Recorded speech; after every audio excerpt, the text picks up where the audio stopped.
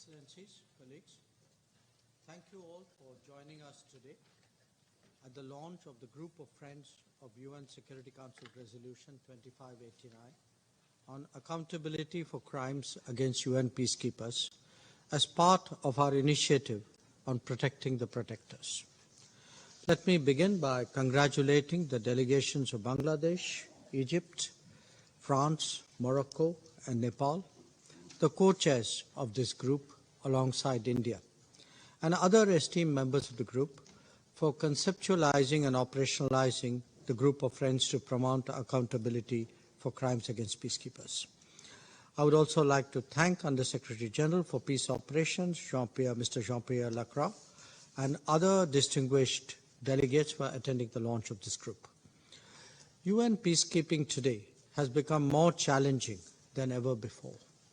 Peace operations are also being conducted in an ambiguous and complex environment.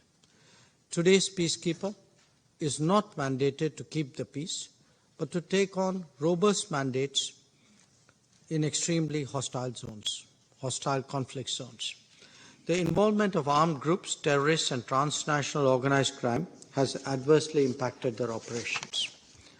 In addition, disinformation campaigns about peacekeeping missions and their mandates have also led to an increase of risks for peacekeepers.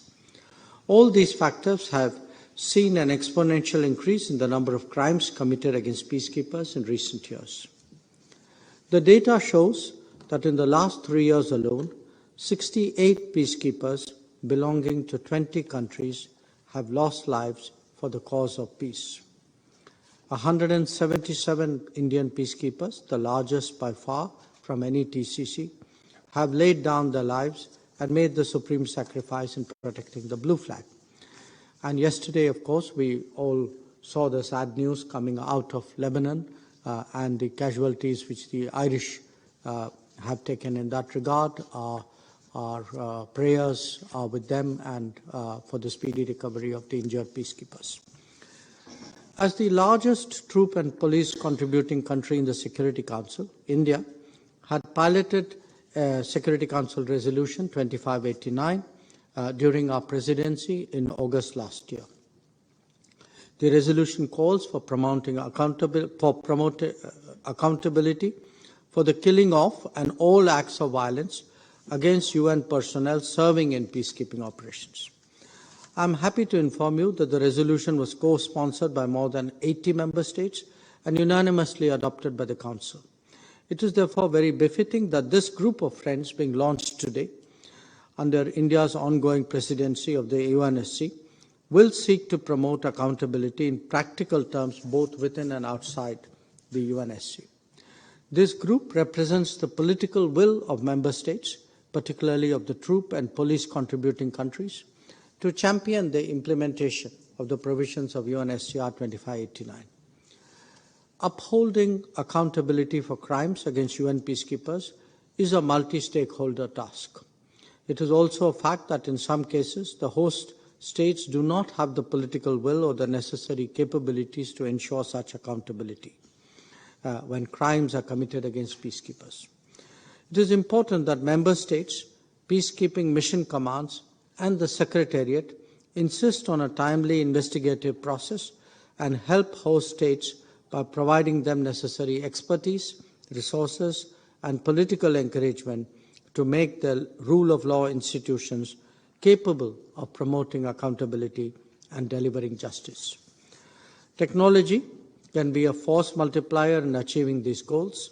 Comprehensive databases and analytical tools for recording and assessing crimes against peacekeepers will be key to addressing impunity. India has facilitated the launch of a database which will record all crimes against UN peacekeepers. I am glad to note that it will soon be ready for launch as well. Regular monitoring and following up on accountability issues is a must.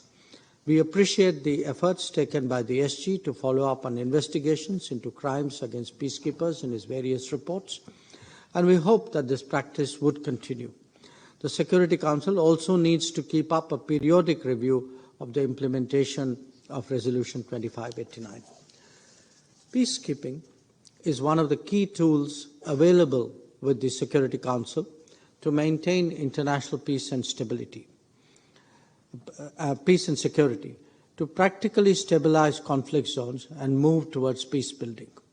Peacekeepers from across the world contribute to this endeavor. They venture forth into hostile conflict zones to protect those who are unable to protect themselves.